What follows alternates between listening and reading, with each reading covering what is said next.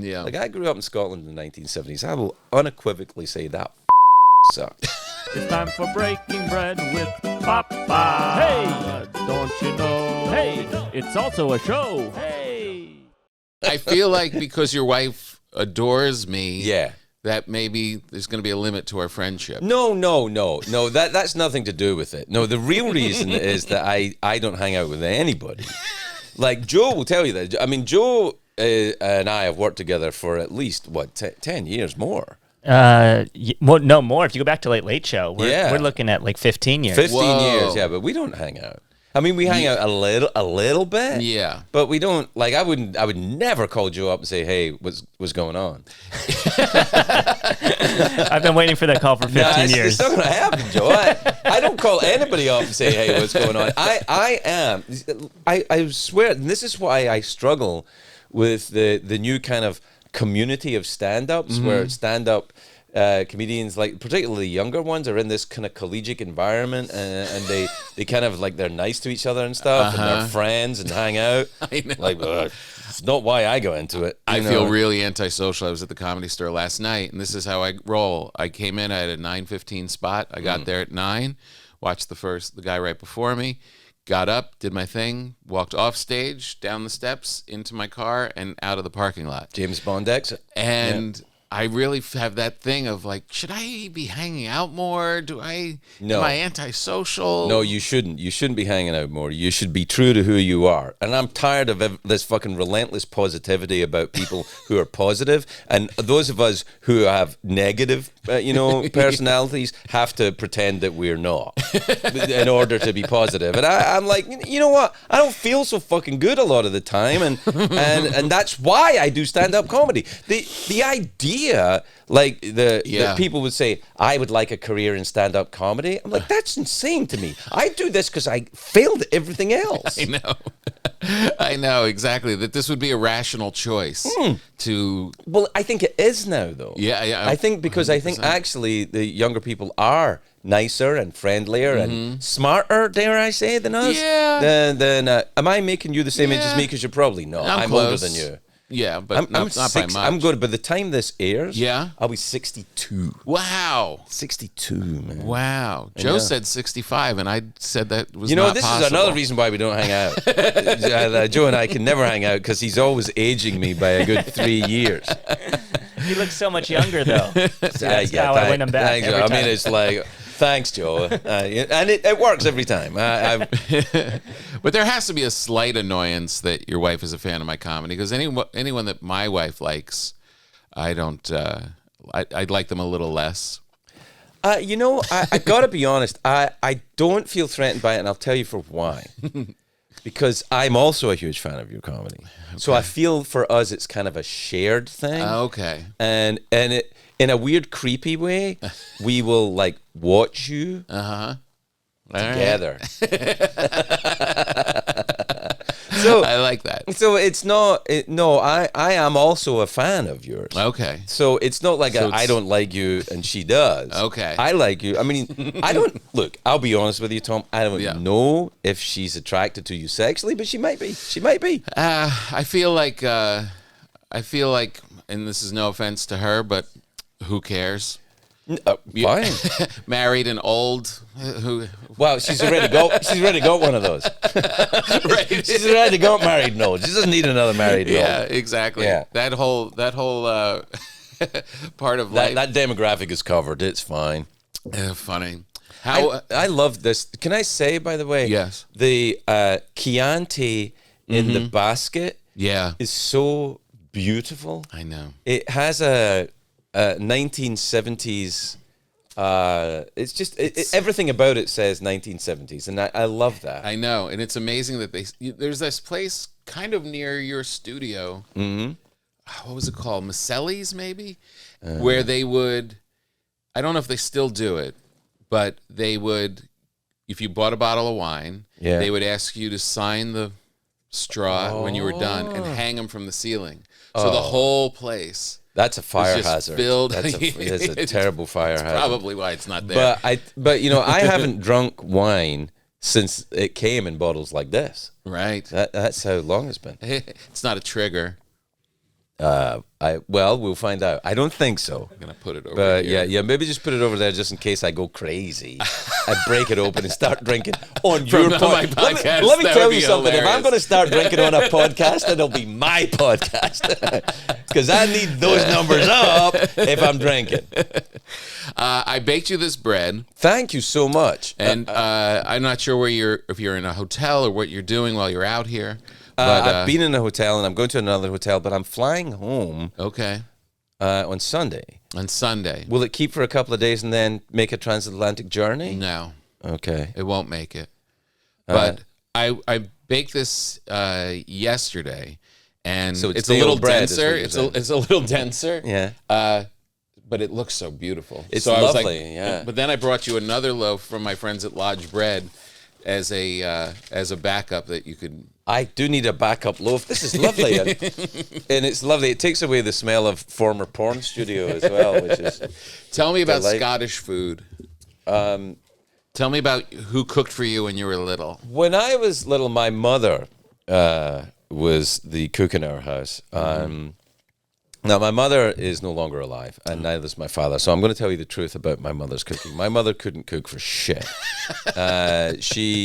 She was a terrible... She was a great baker. Oh, she was. Yeah, it was interesting. She could make great, fairy cakes, she used to call them, and little angel cakes. Fairy and angel cakes. It was all quasi-religious baked goods all the time. And the angel cakes, she'd make these little cupcakey things and cut the top off, then put cream in and put little wings on them. Whoa. With the bit she'd cut off. It was beautiful. Sounds delightful. And fairy cakes, and she was a great baker, really good at it.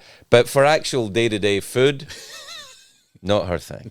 Yeah. But she was feeding you. She was feeding us, yeah, well, clearly. I mean, and Scotland at the time, I mean, I grew up, we weren't, I didn't grow up in a wealthy family, and Scotland at the time is very different to the way it was when I grew up. Scotland now is widely diverse and, very cosmopolitan and, well, to a degree, Right.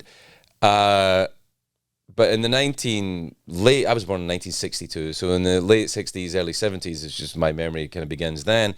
It was not like the fanciest thing you would ever see in your life would maybe be a bottle of Chianti in a basket. Right. It was mostly egg and chips. On Sunday, we used to have a chicken because that was the day we had chicken. And Right. the rest of the time, it was fairly basic fare, I remember. But it was before mass-produced foods, really. Right. So it would be you kind had of to- local. Realize now it was probably pretty good. Yeah. And here's the Yeah. thing. Everyone in my family is tall. Uh-huh. And they never used to be. And this is my theory about food. My dad knew a guy that worked on the shipyards. And every week, because of this connection, or every month or so, every few weeks, he would bring home a box of apples and a box of oranges, fresh apples and fresh oranges. And my mother used to put them in the hallway because we couldn't really afford candy, Right. But we were allowed to just help ourselves to an apple or an orange anytime. Right. And I think that's why all my family are, we're pituitary giants. I don't know. But everyone's everyone's tall. And you think it was because I think they were it's to eating do with that, healthy- yeah. And I think we had vitamin, and no one, to my knowledge, in my family has had scurvy. So that's not recently anyway. It really is kind of insane that we have to think about and listen to podcasts and be told by experts that we really should be eating real food. Yeah. That is a weird place to be. Well, I that don't- there's so much ultra processed stuff. It's kind that of is crazy. It's yeah. insane. I get when I was a kid, like I can remember the first time I went to a restaurant. It was 16 and it was my grandfather's funeral. Wow. So that was there wasn't really. I mean, we Right. used to go to cafes when we were, and there were a lot of cafes in Scotland. There's a big Italian community in Scotland. Oh, really? In Glasgow, yeah. So there would be cafes. You could always get decent coffee, and a lot of the fish and chip shops were owned by Italians. So you could always get really good fresh fish and ice cream. nice. Ice cream's really good. Nice. But that was Italian and not really Scottish. Right. Scottish food is, I think, historically, it's mostly just what you can catch. Right. Just like whatever it is. So some of it's really like smoked salmon and you know, and like they do venison really well apparently. Yeah. I can't really eat venison. But yeah, it's a little gamey. It's Bambi. You don't eat Bambi. It's like, oh, give me some Bambi and Thumper and some fries. I can eat fucking Bambi. That's terrible.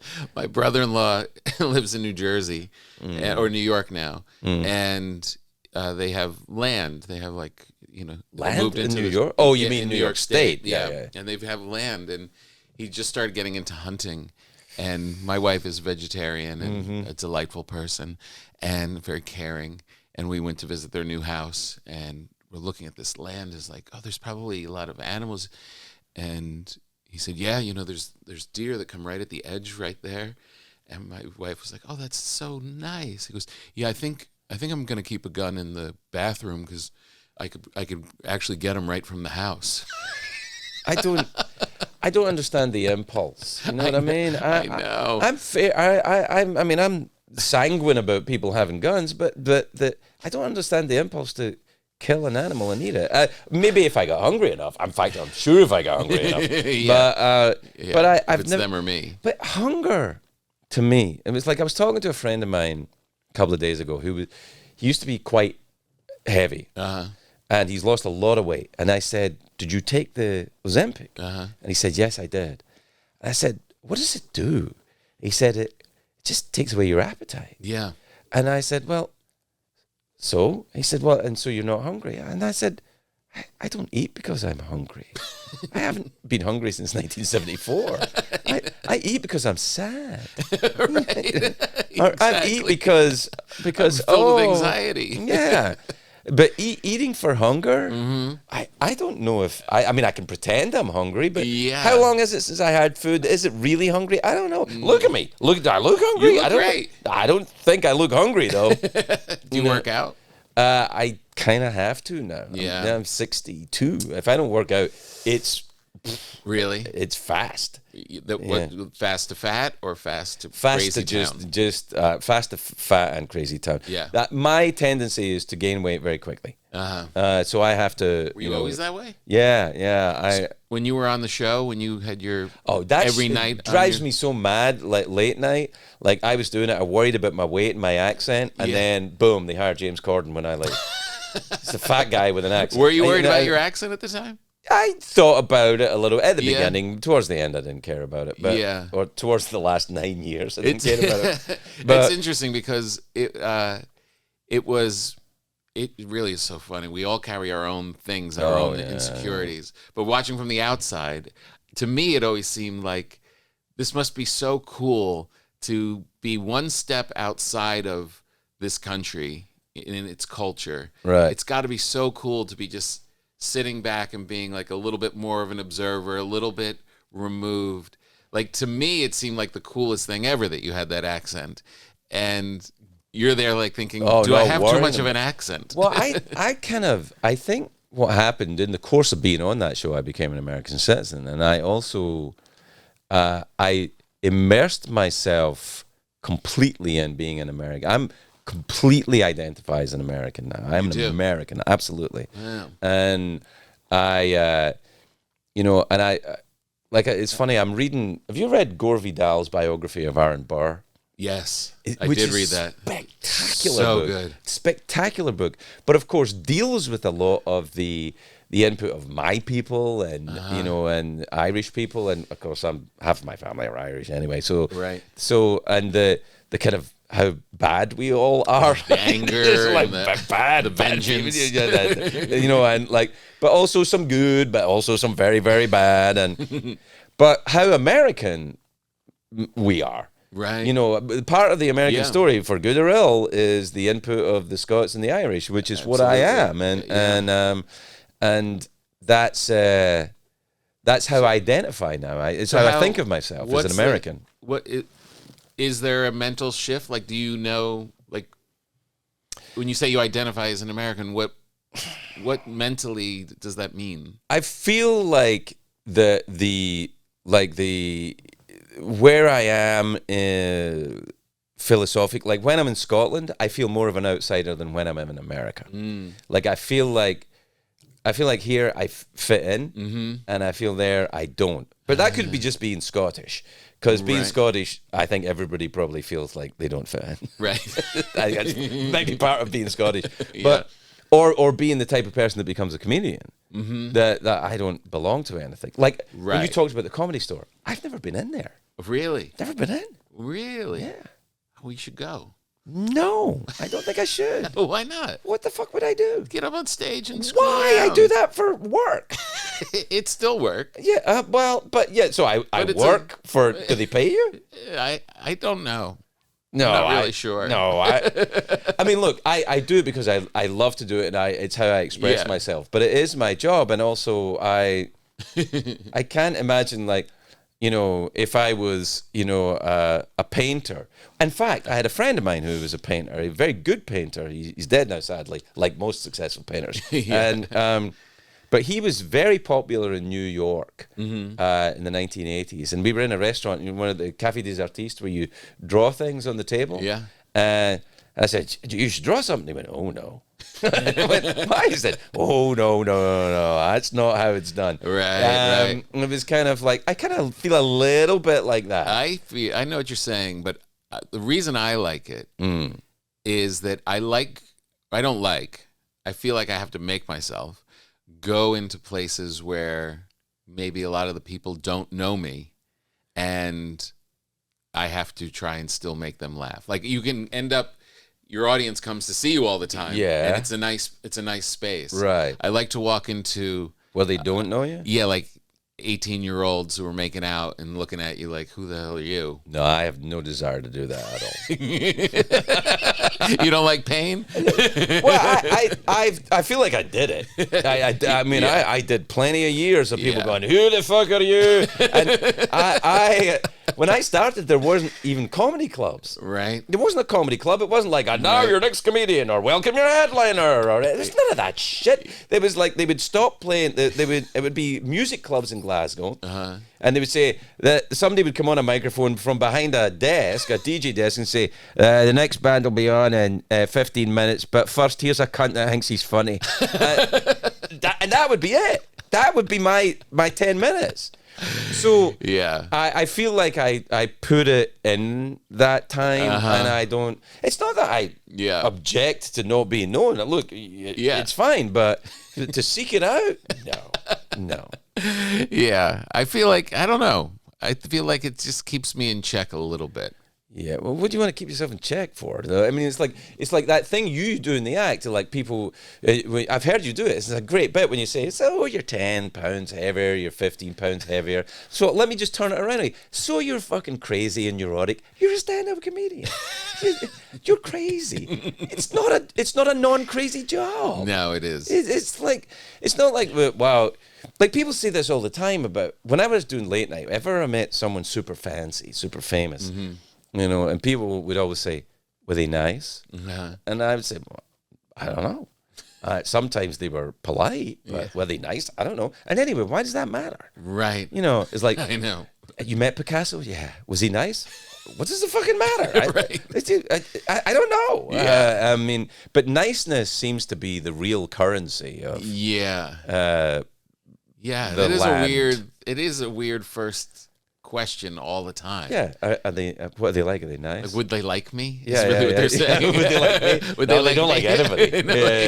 No, they're really weird. Yeah, they're very, very. It's the thing that I made this mistake about Tom Cruise. I used to I did bits about Tom Cruise in the act when he jumped on Oprah's couch and all that, and I made fun of him, and I regret that. We need Tom Cruise. Yeah. We need Tom Cruise to jump on Oprah's couch. We need it because we need him to make those movies, because those movies are great. Yeah. They're not just, oh, did you like it? I don't care who you are. That is a great movie. That Top Gun second movie, I don't even fucking know where to start with how great a movie that is. I know. And who can do it? Who's got the fucking cojones to spend that amount of money? And then COVID comes along and they say, oh, just stream it. And Tom's like, no, we'll wait until the movie theater's open. And he saves the movie business. I'm going to save the movie business. And I'm like, no, I regret saying that Tom was crazy, like that's negative. I still think he's crazy. Yeah. But I think it's awesome. There is a weird. I agree with Tom Cruise 100%. There is a weird thing, and you must know this more than most. The talk show host to the guest thing it's amazing how the old shows have been held up. Like, look at Dave talking to this young girl and flirting with her. Yeah. Look at how they're making fun of Britney Spears. Look at how they're like it. Really, it's kind of gone through this filter. Right. And I don't know if it's. I mean, it seems so. Part of it is being caught up in we're trying to check everything. Right. But as a host, if you're there with this beautiful actress who's dressed to let everyone know how beautiful they are, right, to not comment or flirt or have that moment. Well, I would flirt with anyone, male or female. I mean, I wouldn't, because it's artifice. Right. It's a show. Right. So it's we're doing a bit. Yeah, it's a bit. Yeah. So I don't feel like it's, but through the lens of now, I don't know. I mean, things are different. Like, I remember doing the late night show, and I would I would tear up the cards for the interview. I would not do the monologue. I would do something else. I would talk about.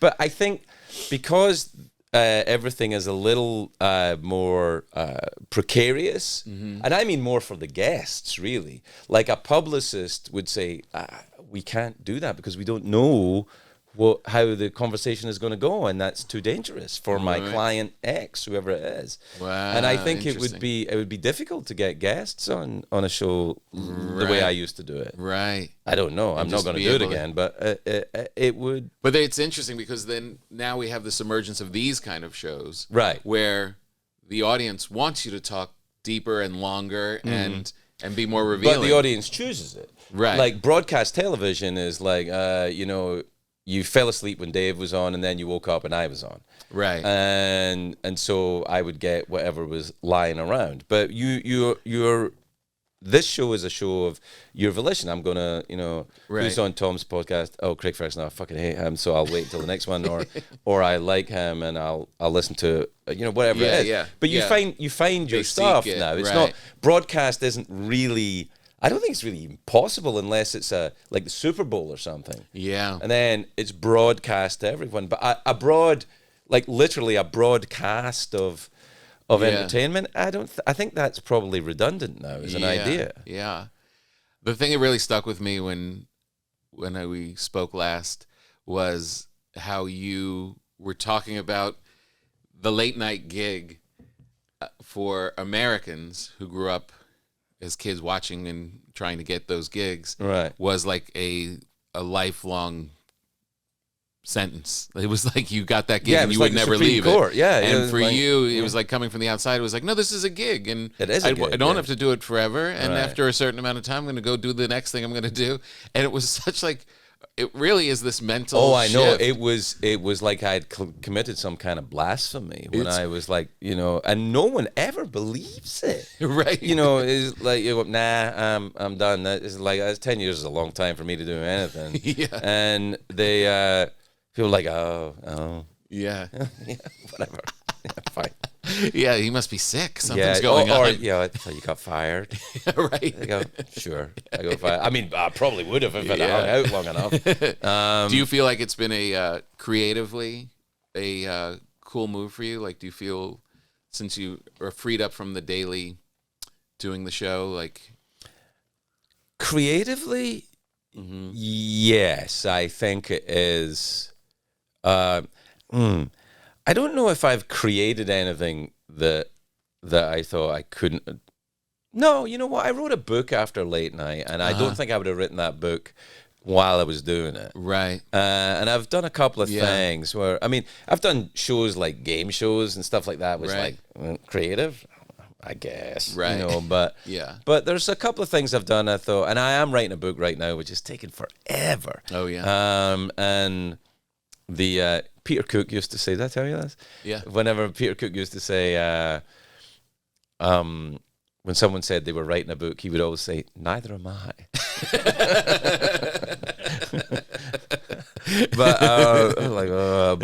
but creatively, yes, I think it. Yeah. I was done doing that. Yeah. So I think yes, I think probably creatively it was a good idea. But Right. I feel like the great danger that I don't know if you suffer from this, but I have this horrible habit. Like if I begin anything, like I start writing a book. Like it was a sunny day, and the flowers were just opening, and by the time I get to the end of the sentence, I'm thanking everyone for the award I'm winning for the book that I haven't written yet. Do you know what I mean? It's like, and I'd like to thank you for all being here today. And this book has been a struggle, and you're welcome. And then you have to go back to the beginning and write the book again. I do have this thing where I became conscious of it a long time ago, like really early. The same thing that as I'll be writing a joke or writing something longer, whatever, and I start thinking about, I've got to send this to somebody immediately. Yeah. Someone's got to. Well, now a lot of young artists now they do that. That they will include their fans or admirers or audience in the process of doing whatever they're making. Yeah. And there's I remember, Kevin Bacon. Yeah. So I was talking to Kevin. He was doing some like pretty serious drama for Amazon. And it was that I can't remember what it was, but it was pretty intense. Then Kevin does some real he's a proper actor. Yeah. And he was talking about it, and he said they want me to tweet out about it while I'm doing it. He said it's really frustrating because my whole job is to try and convince you I'm not fucking Kevin Bacon. Right. And then you have to go, it was really sunny the day this happened, and I was so hungry when I was pretending to be a killer, and it's like, it is weird.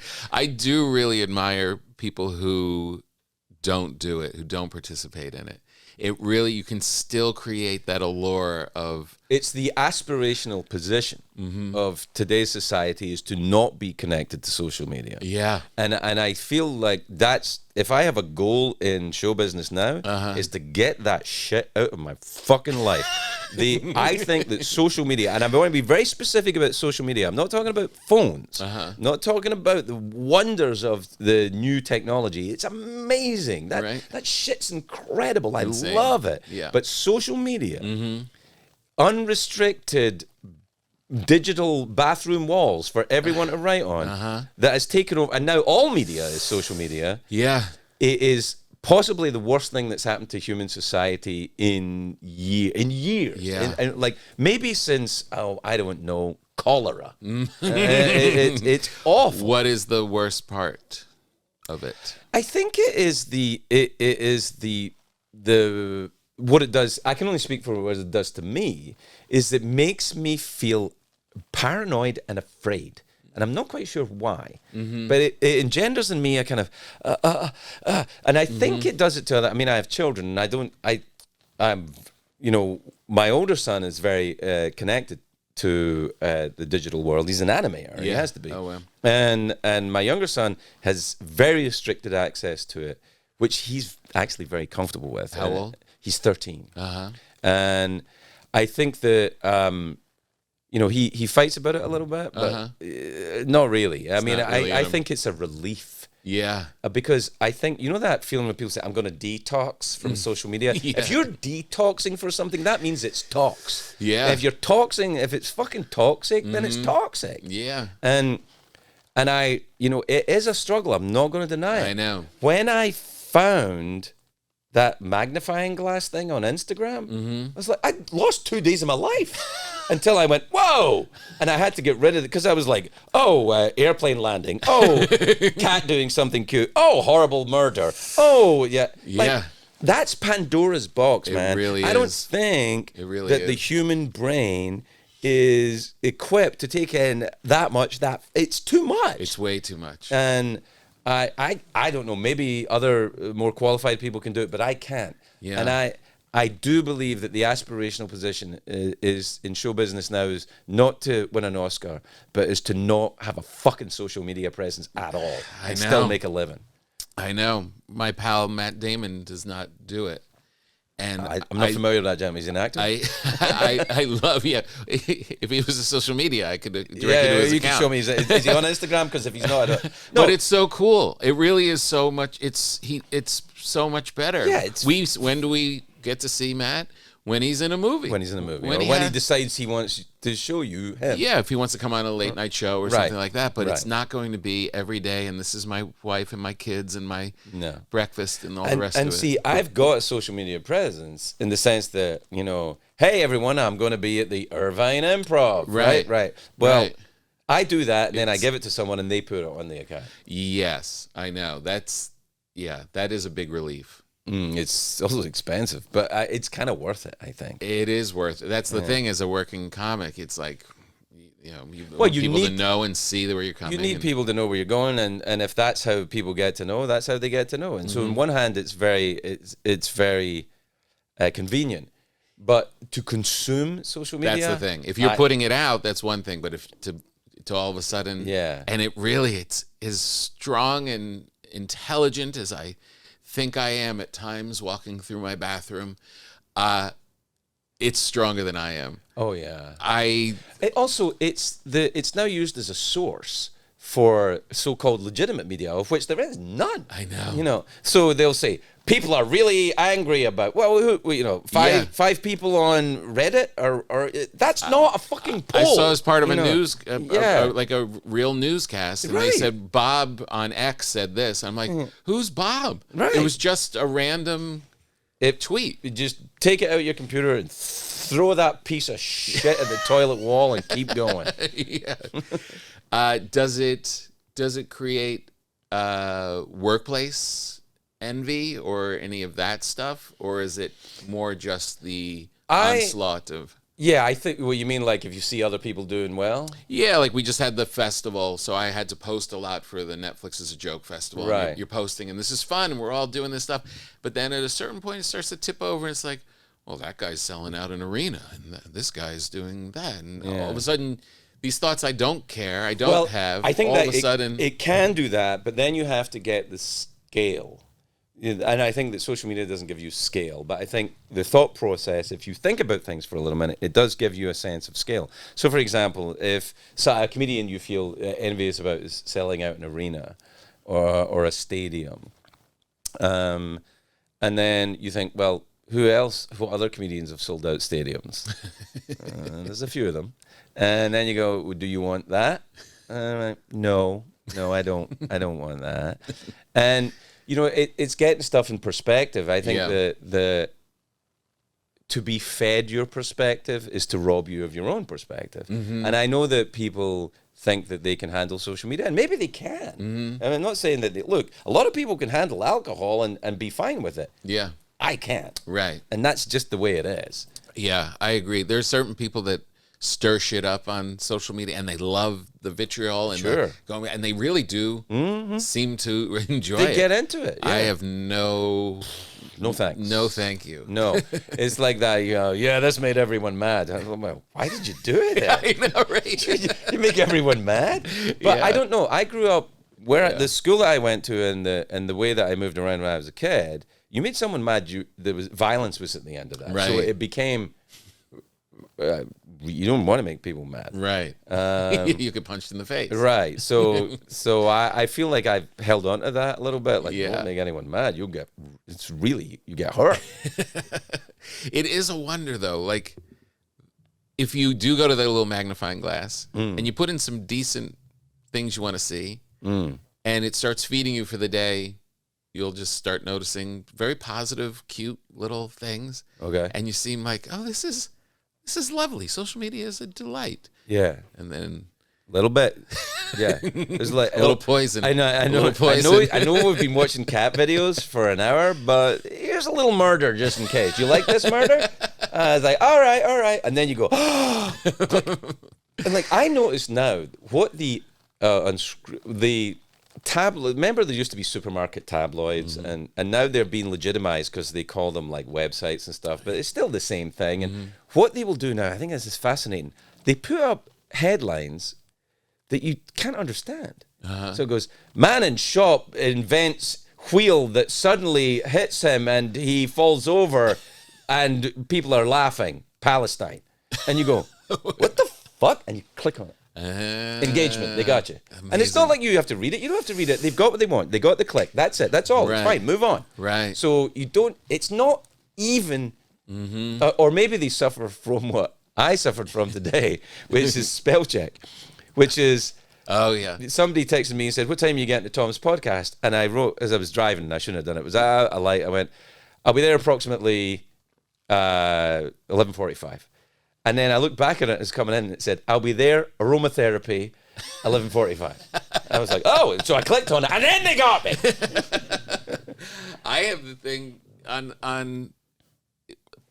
Apple, it's putting an underline under correctly spelled words. Uh-huh. And I'm like, Why? why are you doubting Just to fuck with you? Yeah. Listen, I believe it. Yeah. I'm like, what are you doing? But I think there's a whole lie about tech as well that, like the tech community and, in Northern California and all that, they're just 19th century industrialists. It's the same fucking impulse. Absolutely. It's not, they're no better than any of the other fucking empire builders of the they're Victorian barons, era. yeah. I mean, they don't Yeah. fucking like, they're, they care about, they don't give a shit about any more than Andrew Carnegie cared about libraries until he saw the Grim Reaper coming to him. And he's like, you know what? Maybe we should have some libraries for everybody. Right, God? Yeah. Well, I didn't do the libraries. You did. That's true. Yeah. What do you think of AI? I'm a fan. You're a fan. Yeah, because at least it's a robot. And you can fuck with it in a much more funny way. I feel like it won't get mad at me. So maybe that's why I like it. Right. I downloaded ChatGPT a couple of days ago because I'd heard about it. And I was like, you know what? I'm going to look at it. And so I asked it because I thought, this could be great. Write me a short Craig Ferguson routine about giraffes. Uh-huh. And I thought, and to see if it can write it. I wasn't writing it, but I thought it's random enough. Yeah. Giraffes. We'll see. And then I thought, it wrote a short routine, apparently in my style, about giraffes. And I thought, man, I really suck. I'm a really fucking terrible comedian. Or my delivery is great. One of the because the material is shocking. On paper, it's shit. What's the deal with giraffes, ladies and gentlemen? And I'm like, what? Did I say that? And then do I say, hey, folks, when giraffes are drinking, they look stupid? And I'm like, do they? I don't even feel like that's true. So I could have, but of course I got into what I would, of course, end up doing is I started asking it about the existence of God, and and then I realized it's just a search engine. Right, I know. It's just it just goes to it just It's kind of disappointing when you go through it. Yeah. I know. I mean, maybe I'm sure it'll change. It's going to become more and more sophisticated. But at this point, it's just like going to a Google that types out its replies. I think that's kind of it. Yeah. What I have noticed, though, I was in San Francisco a couple of days ago, and I've noticed it in LA now as well, is the driverless taxis, which I presume is an AI thing, right? I mean, yeah. And that, I think, I'm like, oh, that's kind of creepy. Mm-hmm. Also, I was at a hotel today, and I was leaving. I came out the elevator, and I bumped into the robot that was cleaning the floor. Oh. Yeah. What do you mean? It was cleaning the floor. It was a robot, and it was just cleaning the floor. And I was like, oh my God. I was like, sorry, I guess. I saw that in the airport. There was something going through, and watching the human reaction of everybody like, whoa, looking at each other. Yeah, no, like, oh, there's a robot. And you go, wait till you see the autopilot in your plane, you're going to shit your pants. Yeah. But it's, I think that, like, I mean, I don't know if you remember this. I've been hearing for years, like maybe 40 years, that, it's going to be driverless cars in 5 years. Mm-hmm. Yeah. But now I've seen some. Uh-huh. So maybe it will happen. Maybe it, and, things change and that's all right. Grandpa will get over it and then he'll die. I mean, that's the way it is. Yeah. But it's a weird thing, though. You see people who seem to be in the know about it. Mm. And they seem to have it's begun.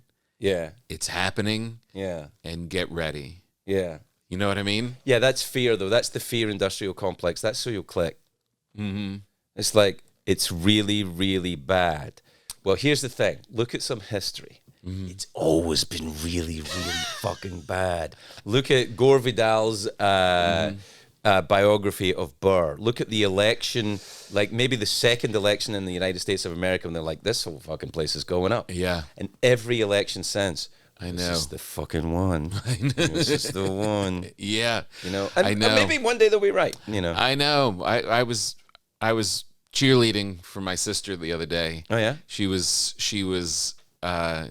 just down about the world.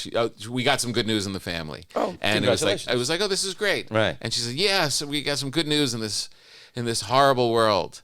And she's not that kid. She's not that pessimistic. And I was like, what do you mean this horrible world? What do you mean? I said, look, we just got this great news. You have this great business. We have this great family. We're doing all these things. He goes, yeah, but things are so bad out there. I'm like, they've always been bad. You have. Also, it's kind of like, here's an example. San Francisco. You look at social media. Type San Francisco into social media, and you will. Unbelievable, right? Yeah. Go to San Francisco. Yep. It's exactly the same as it always was. I know. Like, it's exactly the same. I know. In fact, if anything, kind of a little better. Maybe kind of a little better. And I was like, wow, I'm kind of shocked. Well, yeah, I had that lesson when during the beginning of the pandemic, that first summer. Yeah. When Portland was on fire. It was like they were rolling skulls through the streets. It was just brutal. Yeah. And I had a gig. I booked going to Helium Comedy Club. There were 10 people allowed in the club. But really, you went out? I was like, I'm gonna go. Good I have to go. And my daughter was gonna come with me. And we were looking at CNN. It was like, we're going there. We're going to Portland. And Trump is talking about how it's a failed city and things are on fire. And I'm like, we got to go. Let's just go. We have the show. People are coming. And we get off the plane. Within 15 minutes, we're at this taco truck, food truck. Yeah. And the sun's shining. Right. And all these lovely Portlandites are like hanging Fred around. Armisen is there doing a bit. And there was shit going on in this one block downtown where the cameras were. And the rest was life. It was just life. Yeah. And if you had digested everything that CNN was giving you, you would never have gotten on the plane. You go crazy. Yeah. But that's it's one of the things I went back and I lived in the UK for a while. And I've since moved back, but I would watch these documentaries on like British reputable stuff by reputable journalists, and they'll say shit like, the thing about Americans is and I'm going, which ones? Which fucking ones are we talking? Like they talk about it like it's a small town just outside of Birmingham. It's like, aren't Americans loonies? You go, well, not all of them. And yes, some of them, but look at, it has this odd thing, but they will say things like, people, I remember when I lived in Malibu, and people would say, oh, you keeping clear of the fires? And, I'd be like, I don't know what you're talking about. Apparently there was fires up the coast. But I mean, I saw 2 fires in California when I was here. Mm-hmm.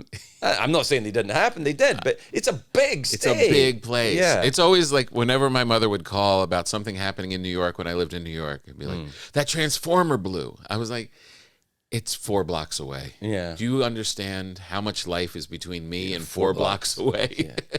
I was recently moved back to New York within the last year. And really? Yeah, and I was talking to someone in a store, and they didn't have what I wanted, and they said, we've got it in our other store in 34th Street. And I'm like, I don't go below 79th Street. What the hell is wrong with you? And they said, I know. I know. I don't even know why I said it. Yeah. Like, I guess we could go. I'll get a hotel. And Midtown? Are you fucking nuts? I'm not going Midtown. Why did you come back to New York? I missed it. Yeah. I missed America. I missed I'm an American. I feel more comfortable here for all of its problems. Yeah. And I don't think anyone on earth, even the most resoundingly patriotic American, wouldn't say that America didn't have problems, but it's where I belong, for better or worse. It's where I belong. It's where I fit, because kind of nobody fits, so I kind of think, I fit in the place where there's a lot of different ways to fit in, I guess, in America. Right. Especially in New York. Especially in New York. Yeah. And New York belongs to the world, I think. It does, 100%. It's sensational city. Yeah. Just sensational. It really is. I mean, and it's got a lot of problems. Yeah. But it's amazing. I was talking with, we had Barbara Corcoran on from Shark Tank, and she built up this giant real estate empire. And she was going through her story of starting out real estate in New York, and how at the time the Upper West Side was not even considered livable. Yeah, I think I can remember that. It was like, why would you even try and sell an apartment on the Upper West Side? Upper West Side, I know. Now it's like the Paris. Yeah, it's crazy. It's the best. But it's a changing. There's a guy called George Hahn. When I was on social media, I used to follow. He's a guy that lives in the Upper West Side. He's kind of a comedian, and he's a funny guy. And he does these little New York minute things. And he's fantastic. You should. If you're going to stay on social media, follow him, because he does like angry but very funny bits about New York. Very intelligent little pieces about New York. Yeah. I mean, we were there in like 2010 to like 14, and my kids were little, and then we left and came to LA and did all this stuff, and then they went back, and I had to tell them that moment when we were in New York and you kids were running up the subway platform, and it was an illusion. It was this golden moment of New York that didn't exist before and probably won't after. Right. This was very, keep your head on a swivel. Yeah. Stuff is real. But life is like that. It keeps moving, it keeps changing. And I think that the difficulty is that, especially as you get older, the challenge is to not look in the rearview mirror and think everything's great and not look where you're going. Wasn't it better then? You go, well, was it? I don't know. Yeah. Like, I grew up in Scotland in the 1970s. I will unequivocally say that fucking sucked. What was it like? Just terrible. Yeah. If the high point of your day is getting an orange, it's like, okay. I didn't love it. Did you have your sights on America at that time? Always. From as far back as I can remember. Rock and roll. I started hearing rock and roll, and I was like, who makes this noise? And then who were the first? I would like Elvis, and my parents listened to Johnny Cash albums. Oh, wow. Which is obviously not rock and roll, but it kind of is. America.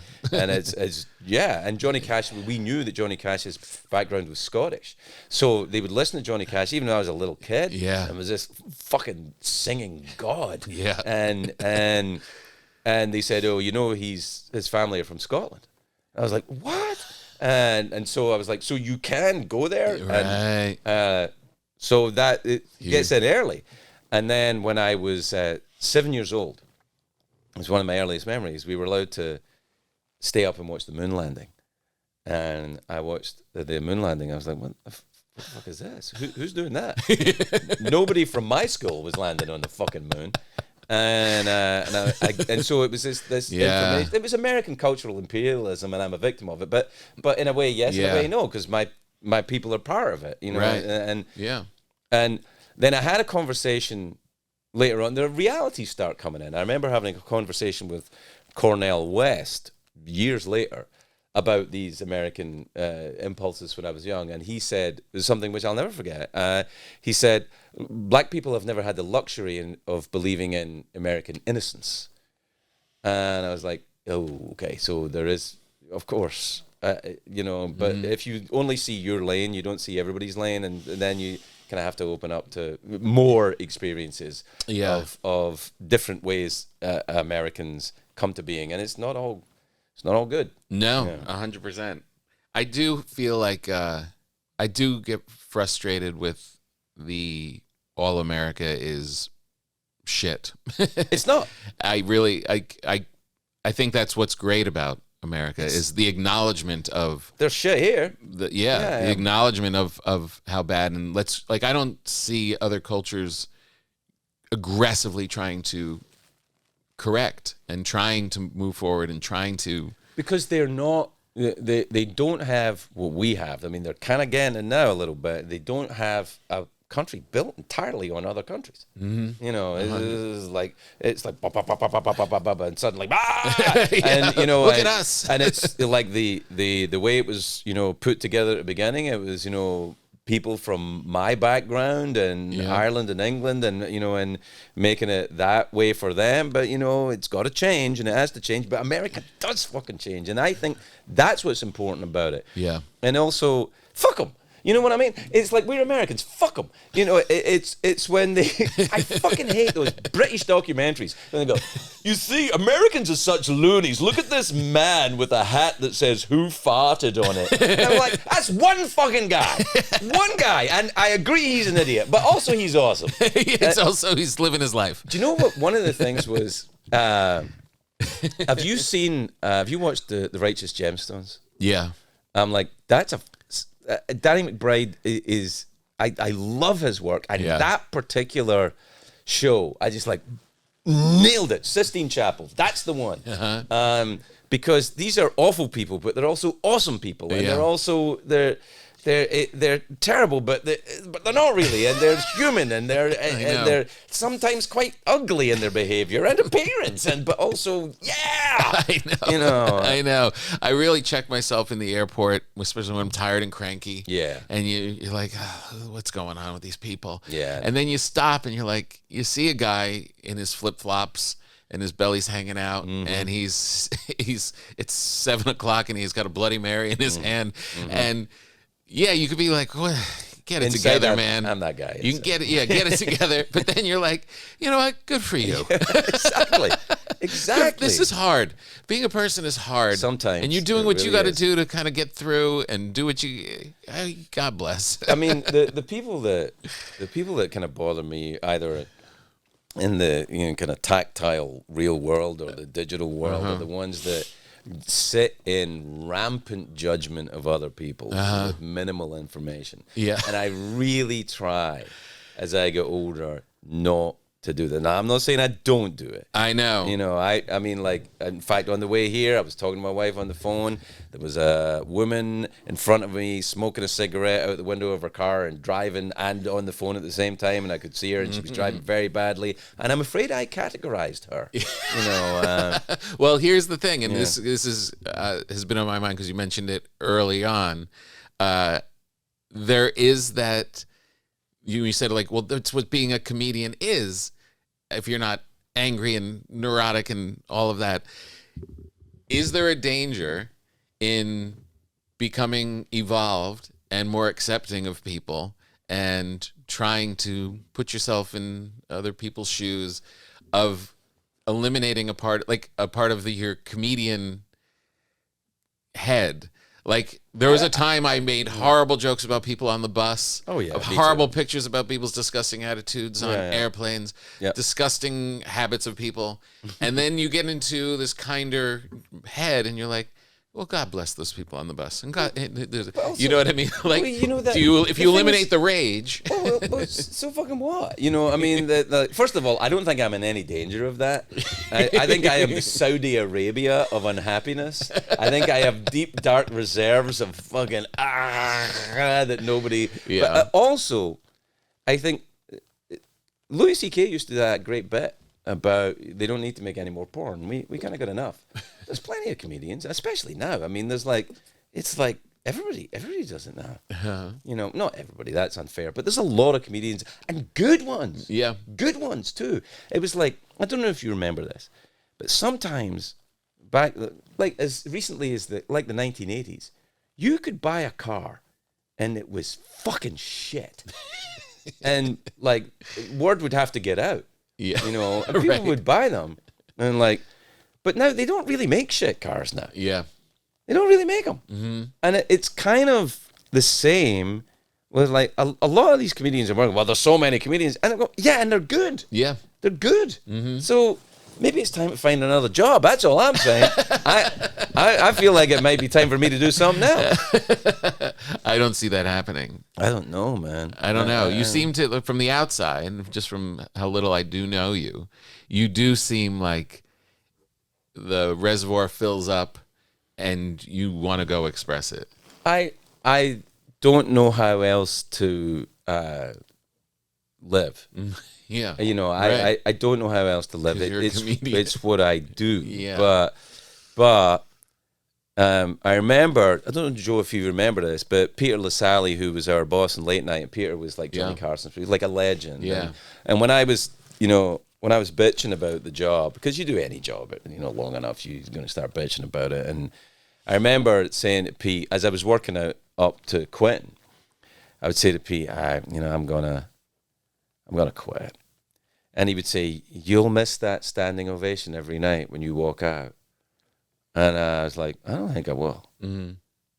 And I haven't. Mm-hmm. Not fucking once. Yeah, I get that. Not fucking once. It doesn't last. No.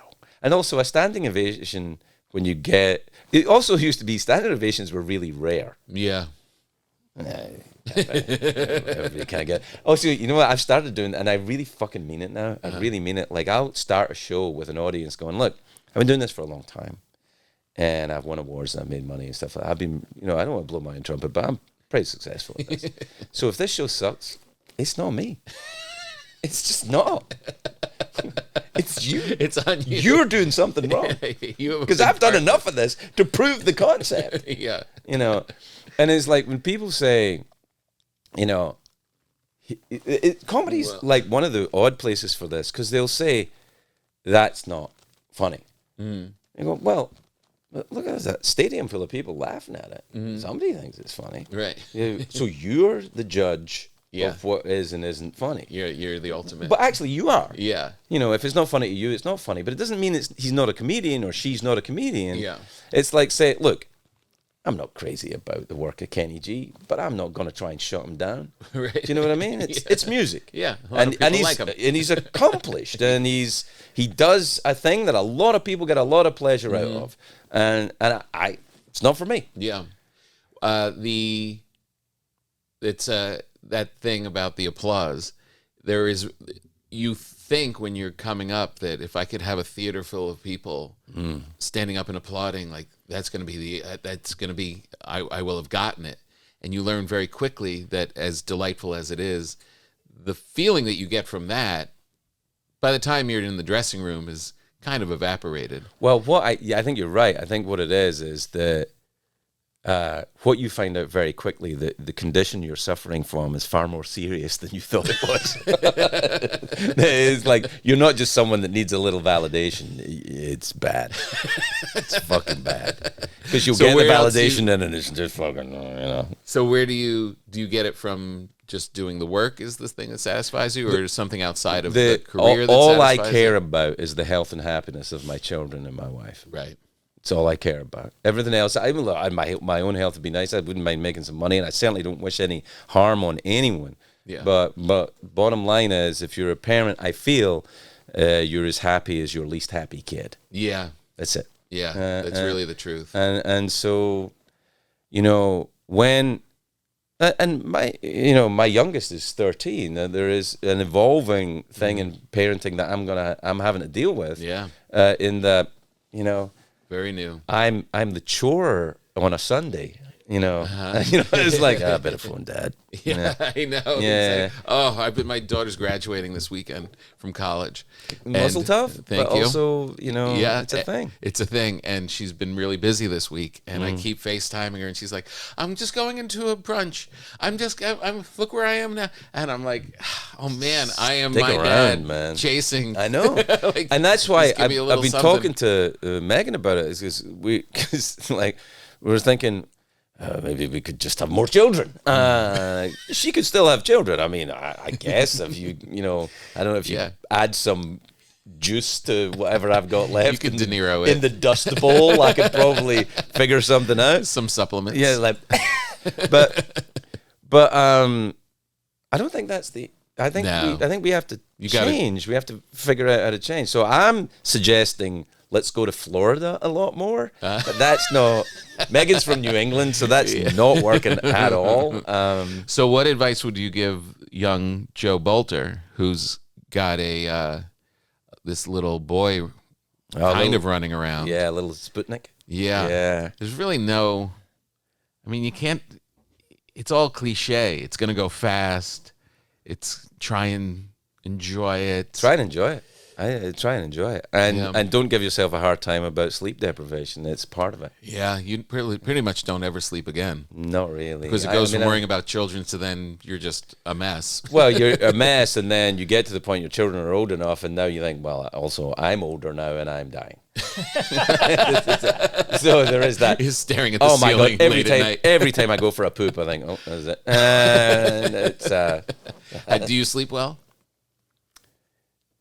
It's interesting. I getting to a point now that I am. You are. For the first time in maybe ever. Really? Yeah, I'm starting to sleep a little better. I don't really know what drugs or. Fuck, man, no. I mean, I wish. What are you?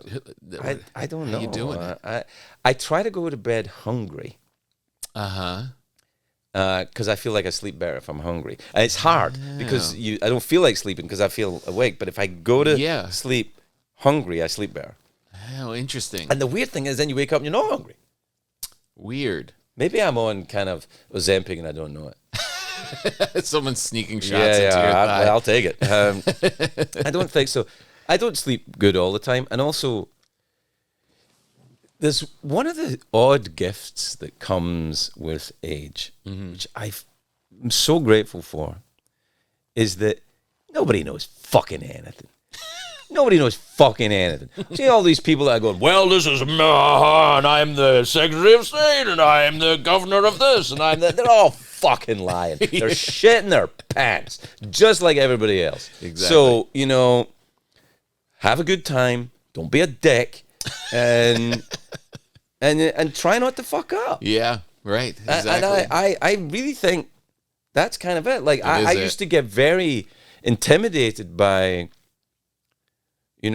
people that they're very successful. I mean, late night did me a huge favor actually with that. That it demystified everything. Yeah. There are some people you run into who are very smart, though. Very smart and very impressive. Yeah. Yeah, of course. Yeah. And that's fine. But it doesn't absolve you of insecurity. It doesn't absolve you of fear or all the human emotions. Of course you have all of those things. Yeah. My wife is a teacher, and her kids a lot of times say, well, why do we have to learn history? What about history? And his kids always have that, like, sure. What do we need to know that? And I said to her last night, what I really would have appreciated learning, and it would have made history a lot more interesting to me. I enjoyed it, but the reality that people have not changed that much. No, really.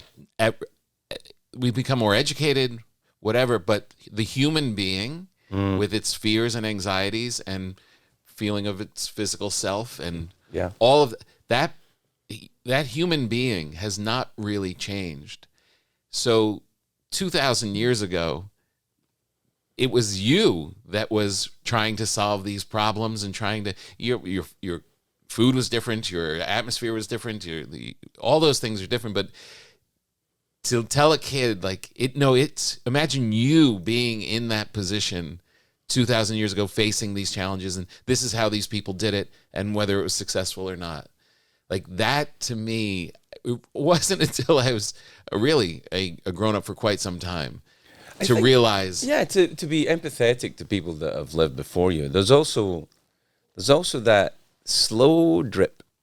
It happens faster for some people through life circumstances. For me, it was a little slower, but you get that slow drip of mortality. And some people through tragedy or mishap get to know about tragedy. Like my wife's father died when she was very young, and so obviously there was like a big shock trauma lesson early on. But there is that mortality thing, and you start to go, well, how important is this really in the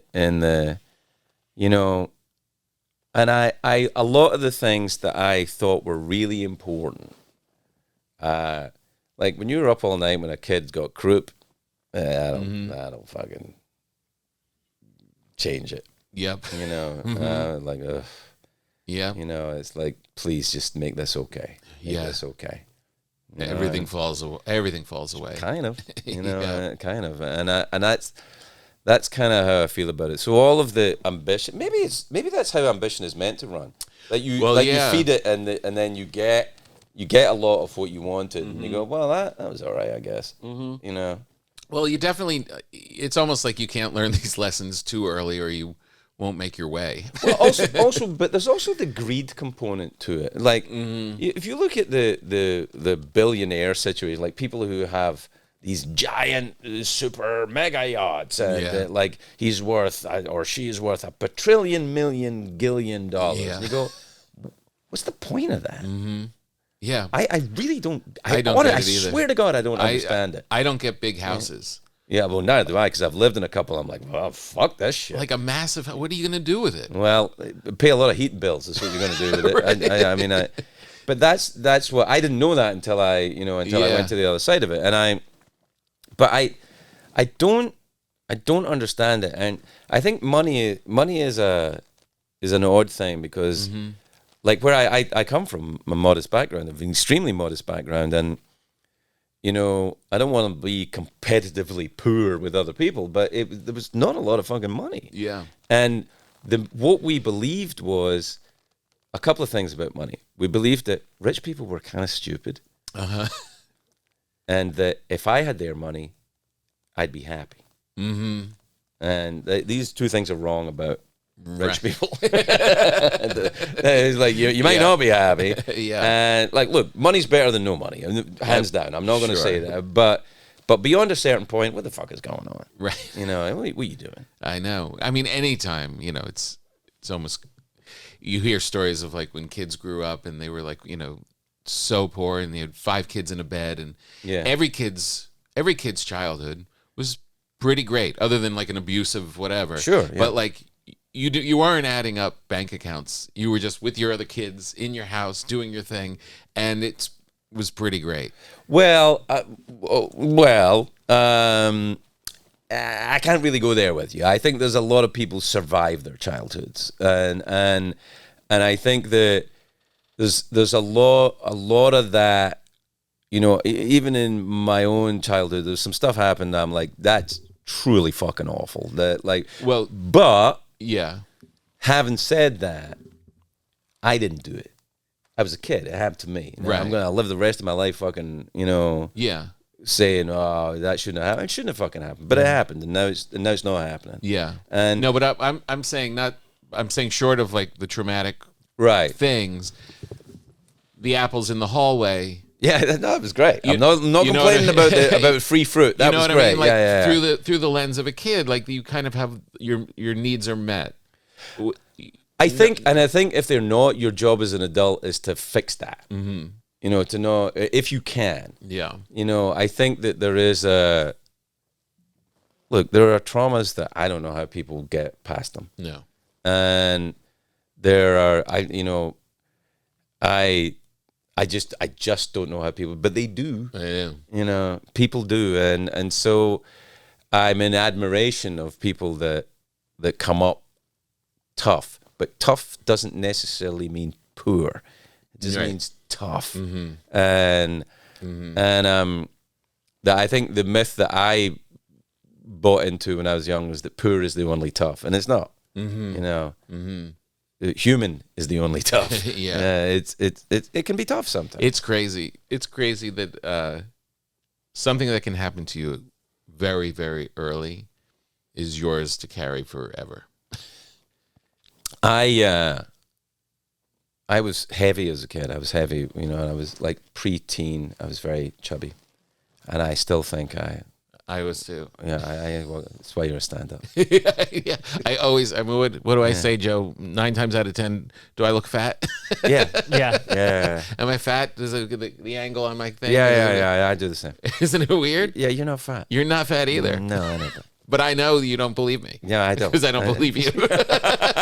And it's the funny thing. It's like, and also, you have a bit about it. It's great. You know, what for? You know, you what's it? Your thing, Bob and account. You're Bob and account. You're Bob and accounting. Yeah. You're not an Olympic athlete. Yeah, it doesn't matter. You're done from counting. By the way, are the Olympics this year? Is it this year, the Olympics? Yes, Paris. A couple months. Yeah, I'm not going. Why not? I don't care for the Olympics. Why? No, it promotes swimming.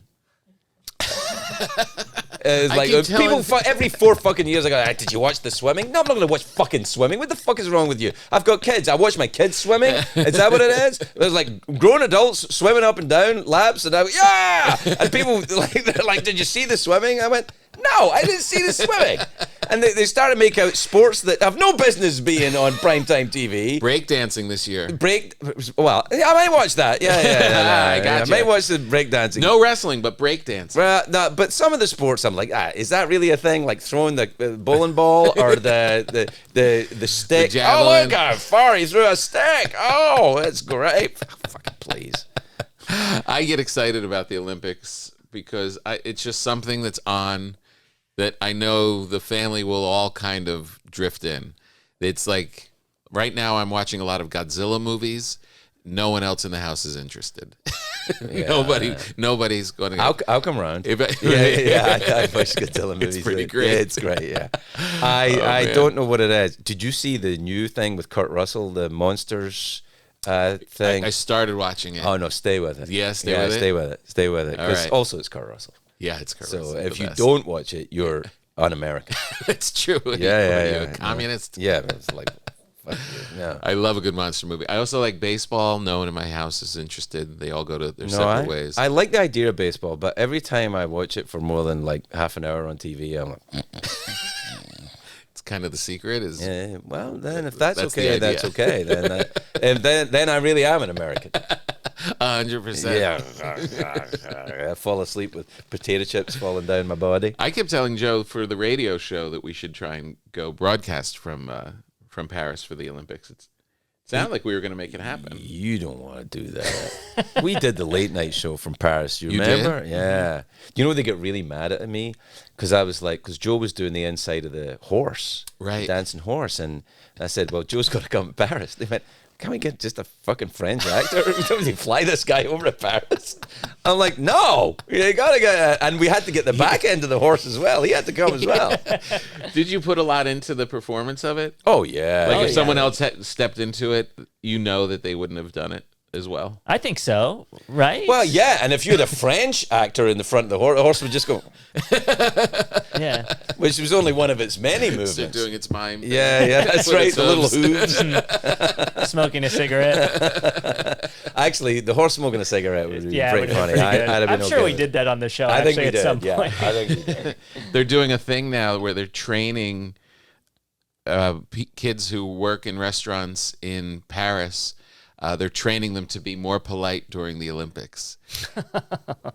They're gonna have to bust people in because I don't know how that's gonna fucking work. I don't even want that. No, who wants a polite French waiter? Like, I know. where am I? Fucking Orange County? This is ridiculous. Exactly. Yeah. Don't be nice to Yeah, me. yeah. This is why I'm here. Yeah, I love it when I was talking to a French waiter once about how much he hates his job and everybody, and it was fantastic. He said, the worst is when Americans come in and they say, do you have water?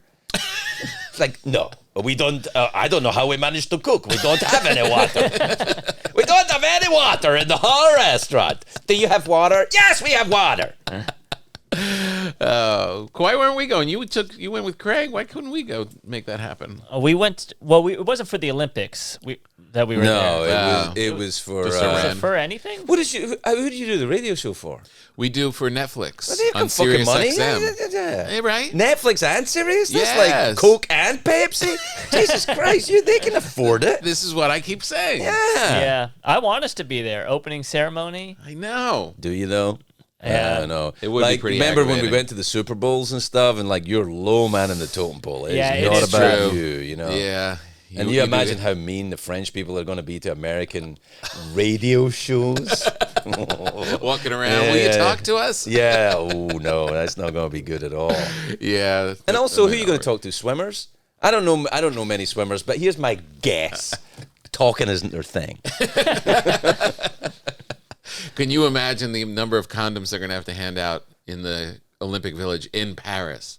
Why? Well, you know, they always import a bunch of condoms because they're young, beautiful athletes from all around the world. There's a lot of sex going on. I didn't think young people had sex anymore.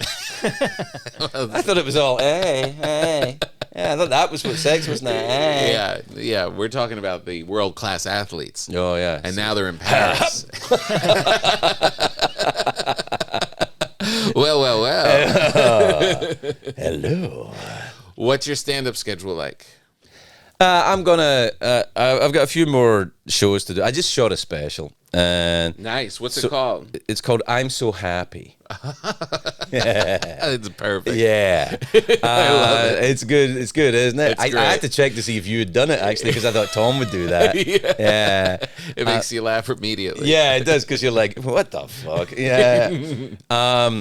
So I've done the special. So you know what it's like. Once you do a special, you know, well, this as soon as this goes out, this material's toast. So I'm just kind of winding it up. Then I'm going to take a few months off, and then I'll maybe go back out on the road. Well, on the road, I'm going to start doing stand-up shows in the fall. Right. But I'm going to take the summer off. Okay. I haven't been doing any TV at all. TV seems like it's on fire right now. It's like it's so crazy. It is insane. Like I talk to every producer I talk to is like, I can't get anything made. I I'm like, know. is it me? And then I talk to other people and like, no, nobody's getting it. It's so weird. I know. There's a lot of people out of work. Yeah, I guess if you do stand up, you're kind of not out of work. I know. It's kind of like this little blue collar part of show business that keeps on chugging. Yeah, I think that's good. It's really good. I think that's why I still do it. Yeah. Also, I think when you said blue collar, I like, you know what? It is a kind of a blue collar thing. It is a kind of you show up and do your job, and if you don't do your job, somebody's gonna have something to say. And yeah, I kind of like it for that. I do too. Yeah, I know. It's just you. When did you first do it? 1993, June 12th, 1993. Wow, you know the day? Mm-hmm. But how come? Was it aspirational for you? You wanted to be a comedian? Yeah.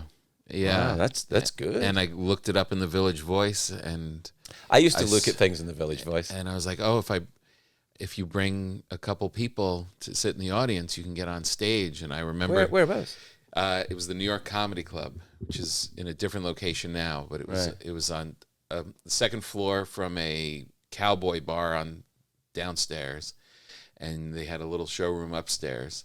And I remember taking the Village Voice into my room in my apartment and making the phone call, and them saying, okay, well, you can come in on June 12th at 7:00 and you'll get on. And I hung up and I was like, I'm going to do it. June 12th, 1993. And how'd it go?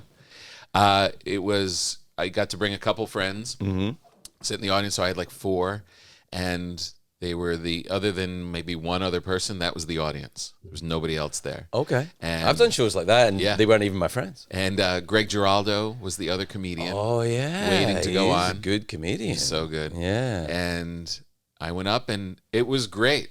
I mean, the great thing about it, as you'll understand, is it was, always being funny in your life, but actually telling a joke in a joke structure and having it work was just, yeah, no, it's pretty good. That was great. It's pretty good. Yeah. Every night there's a joke that I do. It's in the special, so I can tell you it now. There's a thing I'm talking about when I had a UTI, and the only relief I could get was standing with my penis in a glass of cold water.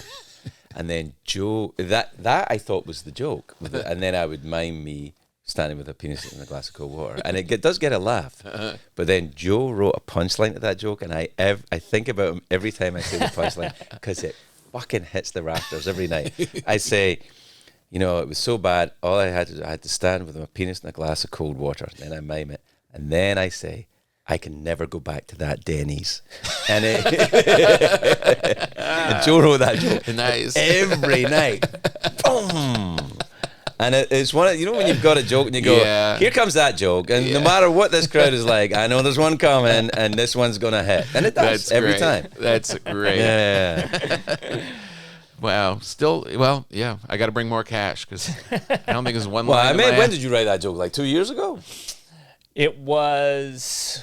I know it was January, but when was that? Yeah, well, it'd been January 2022. Has it been that long? Yeah, we were still COVID. Yeah, I think around the time we were working on it, Well, that's when I got I got COVID, and I got the UTI was my bonus feature from COVID. Wow. Oh, what a treat! Oh, Jesus, what a treat! Are you worried about the bird flu? No. Yeah. No, I mean, I can get there. Right now, you wanna rile me up. Yeah. I mean, it's kind of like I worry about a lot of stuff, but I really try not to. It's trying to build a clutch mechanism between you and terror. You know what I mean? It's just how do you put it in? I'm not always successful. Yeah, no, I know. It's or even worse when you're not afraid and you feel like everything's kind of okay for the moment, worrying that, well, something must be coming. Well, here's the thing. Because people used to say, you worry about so many things and they never happen, right? You worry about all these things and they never happen. So I extrapolate from that. By worrying about things, I will ensure that they will not happen. Right. So in order for something not to happen, I will worry about it. Now, I think that gets in there for a lot of people. Yeah. And I think also that it always happens when you least expect it is another one. You go, well, because I didn't. Because if you're walking around expecting shit to happen all the time, you'd never go out. Right. So, it's going to happen when you at least moderately don't expect it, because that's the nature of surprise. Like, surprise! Yeah. Oh, I was expecting this. Oh, then not surprise? Right. Yeah. I think, there's a comedian default of, well, it's kind of happened. Yeah. My wife and I were on a flight, and we hit this crazy, more than turbulence. Like, it was, I think the engine actually went out. Someone screamed from the thing, and it was bumpy, and it was just like, holy cow, like something's gonna happen. And my wife turns to me, and I said, yeah, that's kind of how I thought it was gonna go down. And she's like, you're just kind of I understand. You know what I mean? I understand. I learned to fly airplanes because I was so terrified of flying. Oh, really? Yeah. Guess what? Still terrified of flying. and can fly airplanes. And have flown them on my own in dangerous conditions. Right. Yeah. Not terrified when I'm doing it. Yeah. Terrified after when I think about what it was. But also I can be like in a risky situation in a single engine small Cessna that I'm flying on my own and not worry about it. Mild turbulence in a 747 with a highly qualified team of aviators up front. I'm like... Yeah. And just so I don't think it's really about the flying, is it? No. It's how hairy of a situation have you been in when you were flying? No, one or two I've made mistakes. I remember my first cross country flight. Cross country is not actually across the country. In aviation tuition, your first flight away from the airport to another airport and back is called your cross country. And the first one I did was from Van Nuys Airport to Bakersfield to Porterfield, I think it was called, and then back to Van Nuys. So it's a round trip of a little while. Wow. And an hour and a half, and I'm in the airplane on my own, and I hit some pretty decent turbulence above what do they call these mountains? It's not San Andreas, it's the Santa something. The mountains on the way into LA. What are they called? Fernando? That's the valley. So what's the San Andreas? Is it San? It's not San. It's Santa something. I don't know. The mountains anyway. So they're mountains, and I was flying over them, and it got a little bumpy, and I got a little scared. And I kind of made some mistakes, and then What do you mean? I flew into Los Angeles airspace too high. And you got scared and went up? Yeah, I was scared because I was trying to get out of this. But you don't change altitude, particularly around Los Angeles, or in that airspace without getting permission from an air traffic controller. So they yelled at me a little bit. It's terrifying. It's pretty bad. But everybody, I only moved a little bit. I mean, the good thing to know about this is they are so fucking on it. Yeah. Like I moved a little bit, and they're like, "Hey, where are you going?" I was like, "Oh, it's pretty bad." They're like, "Oh, you can't go there. Go back." I was like, "Okay," and man. Yeah, it was. It's scary. Yeah. But there is that comedian thing of just something's gonna happen. I think you just have a you don't I was going to say you don't really lie to yourself that everything's going to be okay. I mean, you do in the short term, but you have in the big survive, picture, I think. Yeah, but look, here's the truth of it. At a certain point, Yeah. You got to die something. Right. Something's going to go down. Something's going to happen. Right. I'm hoping for this. I had a conversation with a friend of mine. He's about the same age as me, and we were talking about plumbing issues versus cognitive issues. You know, in the as the horsemen of the apocalypse approach, which one do you choose? Do you want plumbing or cognitive? And I said, well, it's a tough choice, but I think honestly, for me, I choose cognitive if I get to choose, which of course you don't. Yeah. Because plumbing, my problem. Cognitive, somebody else's problem. Right. Yeah. But I don't think that's true. I think that's a naive view of it. I think cognitive stuff, because my grandmother got Alzheimer's, and she was kind of in a lot of distress sometimes about it. Yeah. So I don't think there's a free ride. No, there's not. You just have to have a good time while you can. Live in the day. Yeah. Then get in a plane and go into the mountain. Please don't do that. I've got to fly back to the UK in like 3 days. You do? That's going to be in my head the whole time. So you're still going back? I go back and forward, and I go over there, and I still have a place there. And, Oh, you do? Mm-hmm. So, yeah, split your time. Well, where are the kids? My son is at school. My youngest son's at school in Scotland, and my oldest son is left college and is working in New York City. That's what my daughter, maybe they could be friends. She's going to do the same thing starting next week. Animation? Is she doing animation? She's a writer. Yeah, you probably could do the same thing. Yeah. Is she finishing college? Sunday. Oh, right. Graduation. Oh, well, you said graduation, but Yeah. I kind of, because you're so young, I thought it was like high school. Yeah, no, she's graduating. She's going to go out and be a person. Is that it? Is that all you've got? One? No, then I have another one who's a freshman. Right. Well, college. I don't understand the freshman thing. First year of college. First year of of college. university. Right. And I feel like that's where my future is going to be, is just chasing them wherever they go. Oh, for sure. Right. Yeah. I think do you have any tattoos? Yeah. I think it's time to get more. I'm thinking the same thing. I don't know if you noticed, I have my earring is back in. Ah. I didn't have an earring in for years and years and years. Years, like since I was 40, I went, take it out. You're 40, get the earring out. And then I was in the apartment in New York with my family the other day, and my youngest son said, do you think you could, because we were talking about I used to have an earring, and he said, do you think you could get it still in your ear? And I went, I don't know. And my wife said, here, try this. And so I've got this here, and it went boom, straight in. Oh, wow. But I realized I don't think the hole was open. I think I'm now so old that my ears are just sponge. So it just squished right through. Yeah, it just went straight in.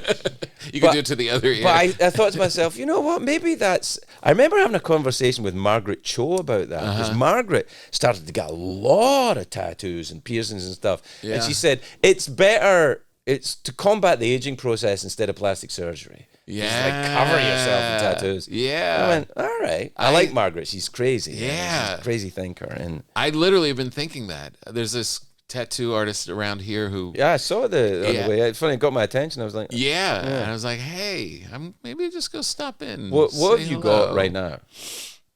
I have this sun with a Walt Whitman quote around it. Nice. From when I was... very much first tattoo, though. Yeah, very early. Yeah. And my wife's name also on this gotta one, have that, yeah. which I got before we were married. Risk. Yeah. She came in and it was across my arm. I was like, well, there's no getting out of this. And on my leg, which was really the first tattoo, was this gnome, this horrible gnome. He was watering a pot plant, and I just picked it off a wall in New Jersey. I think that's a great first tattoo. And just got it on. Yeah, that's awesome. And when I went back to that tattoo guy near here, I was like, I either have to do something with this, or something has to happen. It either has to go away, or I have to improve on it. And I had my buddy add 2 little gnome girl gnomes riding on his back as my daughters. Oh, so that's kind of great. So I added to. So you're the insanity. the gnome. Yeah, I'm the guy with it. I'm the gnome. Yeah, I think that's pretty good. How long is this podcast? How long have we been talking? An hour and a half. Yeah, an hour and a half. We're an hour. Oh, we got to wrap it up. Fuck, Tom. If I'd have known this, I'd have charged you money. I gave you 2 breads. Yeah, 2 breads. If you did 1 bread, you would have been out of here in an hour. Yeah, that's true. I'm a bread every 45 minutes. I don't know if you can tell. How many tattoos do you have? I don't know anymore. I have a lot, but You have only a- on my arms. Only on your arms. Yeah, I got this, Which is great. Yeah, I hate that this one's down on my leg. I don't want to get tattoos on my legs, but this is the one that, see this here? That's Saturn, Yes. the bringer of old age. Oh. Because I figure like this, whenever I forget to wear my watch and I look at my hand, still fucking coming. That's great. Still fucking coming. That's really great. Yeah. But I like the attitude, though. I like the attitude of more tattoos, put the earring in. Yeah. Enjoy yourself. Disgracefully. Yes. Grow old disgracefully. And don't hate on the young. No. This is a real fucking problem I've seen with our generation. They're like hating on the young because they're changing it. You know, that's their fucking prerogative. Yeah. You know, Yeah.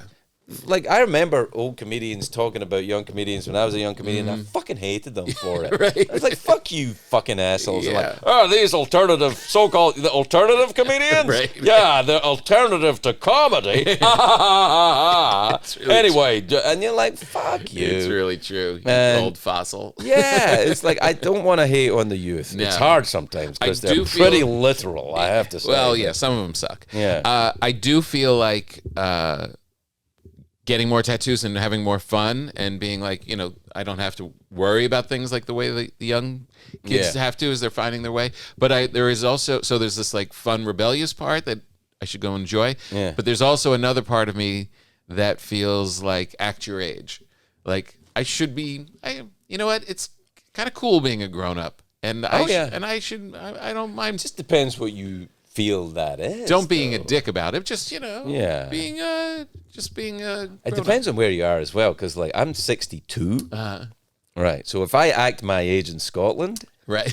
Yeah. it's very or if I Yeah. act my age in Malibu, I'm getting married again. I'm moving on to my 3rd set of kids. You know, really yeah, true. you know, in Scotland I'm like, well, yeah, that's it. Any don't day you? now. And in Malibu I'm like, hey. Thank you so much for doing this. Oh God, it's such a pleasure. I am Yeah, so glad. such We a should treat. spend time like this and not record it. Yeah, no, exactly. Yeah, that not that this was. Do we bring Joe? Yeah, I think that we could do that. I don't know. I mean, that's your call. He's working for you. I just know him. He's just a guy now. He's just a guy now. Yeah, he used to work for me, but now I just know him, so it's fine. All right, that'll be great. And we'll hook up in New York. Yeah, I'm in New York all the time. Well, I'm there a lot. I'm not there much over the summer, Okay. but In the fall. in the fall for sure. All right. And it's a beautiful time in New York. I don't know if you ever saw that movie Autumn in New York with Richard Gere and another person. I can't remember who was it. All right, we got it, Joey.